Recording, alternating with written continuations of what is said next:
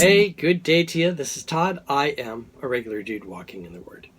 So today we are concluding. There's 7 characteristics that we're talking about here in 1 Thessalonians 2, chapter 2, verses 1 through 12, and it's all under the heading "My offense is my defense," or really, my defense is my offense. And we talked about way at the beginning how when I'm playing soccer, if the ball is always up, that my team is always attempting to score because the ball is always on that end of the field. Well, that's great. My offense is doing a great job, and my defense really doesn't have to do much because the offense has control of the game, you might say. And that's what Paul is with Paul. He doesn't really have to defend himself. He is defending himself, but he's just stating, what he's doing, and what he's doing is really his offense of how he's sharing the gospel, and this is the way he's doing it, and this is how he started the church, really. Okay, so there's these 7 characteristics. I'm going to go through all 7 of them today here.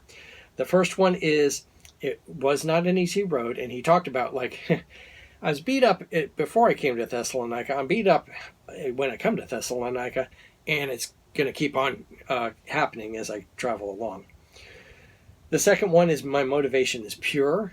The third one is I was entrusted with the gospel. The fourth one is I'm not a people pleaser. The fifth one is I'm not using flattery. The sixth one, which we talked about yesterday, is having that heart of a mother. And today we conclude with having concern of a father. Okay, so as I raise my children, I'm concerned for them all the time. Okay, so when most of them are adults now, so I still have concern over them. I don't go, "Oh, you're 18. I hope you have a good life."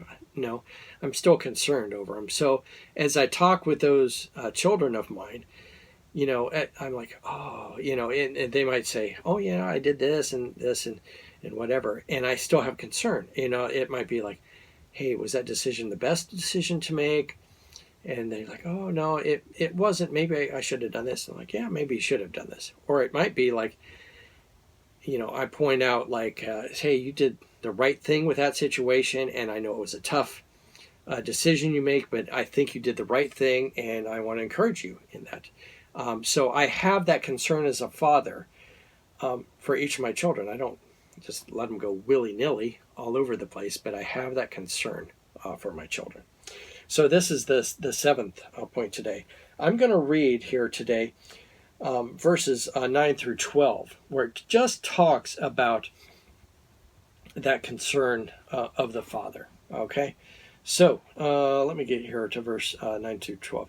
"Surely you remember, brothers and sisters, our toil and our hardship. We worked night and day in order not to be a burden to anyone while we preach the gospel to you." Okay, and that related to mothers, but it still relates to fathers here too. Verse 10, "You are witnesses, and so is God, of how holy, righteous, and blameless we were among you who believed. For we know that we dealt with each of you as a father deals with his own children, encouraging, comforting, and urging you to live lives worthy of God who calls you into his kingdom and to glory." Okay. My children, I want to encourage. It says, encouraging, comforting, and urging you to live lives worthy of God who calls you into his kingdom. As I do that with my children, I'm trying to raise them, encouraging them, and comforting, urging them. That's what I'm doing with my children. And in the same way, those that I minister to, those that I'm discipling, those that I'm bringing into the kingdom, into introducing them to God, I'm doing the same thing with them. Okay, so I'm acting in a fatherly way, and I have that concern for them. Okay, so again, it doesn't take a whole lot of explanation because we know how a father should be concerned for his children, and in the same way, we in ministry should be concerned for those that God has entrusted to minister to.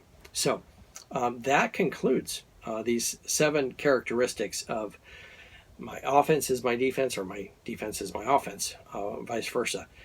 So hopefully that makes sense with everything, and all that stuff should be on YouTube on the notes there on the bottom. Hey, I want to thank you for watching, and I encourage you to continue joining me as we take this journey through 1 Thessalonians. Lord's blessing. I'll see you tomorrow.